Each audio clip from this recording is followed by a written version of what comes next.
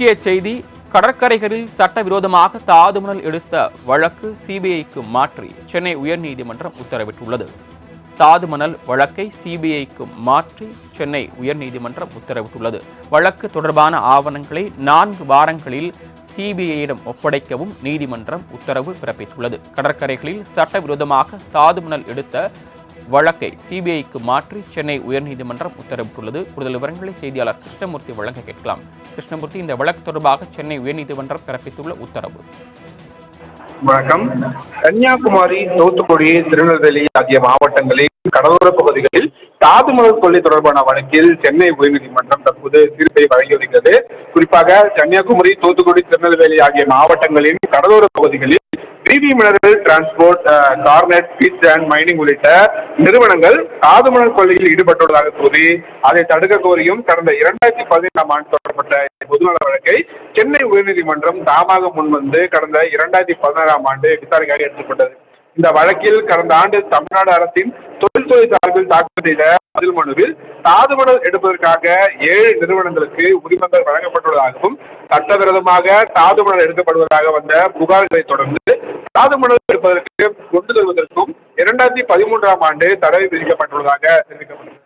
தடை விதிக்கும் முன்பாக, தடை விதிக்க பிறகும் சட்டவிரோதமாக தாதுமணல் எடுத்ததால் ஏற்பட்ட 5832 கோடியே 44 லட்சம் ரூபாய் இழப்பை தனியார் தாதுமணல் ஏற்றுமதியாளர்களிடமிருந்து வசூலிக்க முடிவு செய்யப்பட்டுள்ளதாகவும் தனியார் நிறுவனங்கள் வசம் உள்ள 1,55,00,000 டன் தாதுமணலை பறிமுதல் செய்து மத்திய அரசிடம் ஒப்படைக்க முடிவு செய்துள்ளதாகவும் கூறப்பட்டது. தாதுமணல் கொள்கை குறித்து விசாரிக்க IAS அதிகாரிகள் ககன்தீப் சிங் பேடி மற்றும் சத்யபிரதா சாஹூ தலைமையில் அமைக்கப்பட்ட சிறப்பு குழுக்கள் அவர்கள் அளித்த அந்த அறிக்கையில் 3 மாவட்டங்களிலுமே 234 ஹெக்டேர் பரப்பில் 1,01,00,000 ரூபாய் டன் தாதுமணலானது சட்டவிரோதமாக எடுக்கப்பட்டதும் 1,55,00,000 டன் இருப்பில் உள்ளதாகவும் தெரியவந்துள்ளது என்று அந்த பதில் மனுவில் கூறப்பட்டிருந்தது. இந்த வாரத்தில் நீதிமன்றத்திற்கு உதவ நியமிக்கப்பட்ட வழக்கறிஞர் சுரேஷ் 2 ஆண்டுகளாக தன்னிச்சையாக மேற்கொள்ளப்பட்ட ஆய்வுகளின் அடிப்படையில் இதுவரை 5 விரிவான அறிக்கைகள் நீதிமன்றத்தில் தாக்கல் செய்துள்ளதாகவும் அந்த அறிக்கைகளை மத்திய அரசும் மாநில அரசாலும் ஏற்றுக்கொள்ளப்பட்டதாக தெரிவித்திருந்தார். மேலும் ராயல்டி தொகையை 5,832 கோடி ரூபாய் வசூலிக்க வேண்டும் எனவும் தெரிவித்திருந்தார். கனிம வள நிறுவனங்கள் சார்பில் ஆஜரான வழக்கறிஞர்கள் தாது மணல்களுக்கான உரிய உரிமை தொகை அரசு செலுத்தப்பட்டு விட்டதாகவும் தாது மணல்கள் தங்களுக்கு சொந்தமானதுதான் என்றும் நீதிமன்ற உதவியாக நியமிக்கப்பட்ட வழக்கறிஞர்களின் அறிக்கையை ஏற்கக்கூடாது என்று அவர்கள் தரப்பிலும் வாதங்களானது வைக்கப்பட்டுள்ளது. தாதுமணல் முறைகேடு தொடர்பாக எடுக்கப்பட்ட நடவடிக்கைகளை பட்டியலிட்டு மீதும் நீதிமன்றத்திற்கு உதவி நியமிக்கப்பட்ட வழக்கறிஞர் அறிக்கைகளின் அடிப்படையில் இந்த வழக்கில் தற்போது இந்த தீர்ப்பை வழங்கியிருக்கிறார்கள். கன்னியாகுமரி, திருநெல்வேலி, தூத்துக்குடி கடற்கரைகளில் சட்டவிரோதமாக தாதுமணல் எடுக்கப்பட்டது உறுதி செய்யப்படுவதாக தற்போது நீதிபதிகள் தெரிவித்திருக்கிறார்கள்.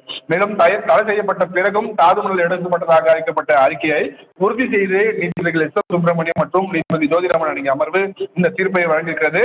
மேலும் தங்களது உத்தரவில் சட்டவிரோதமாக இருப்பு வைக்கப்பட்டதும் கடத்தப்பட்டதும் உறுதி செய்யப்படுவதாகவும் தனியார் நிறுவனங்களுக்கு விதிக்கப்பட்ட அபராதம் செல்லும் என்றும் நீதிபதிகள் தங்கள் உத்தரவில் தெரிவித்திருக்கிறார்கள்.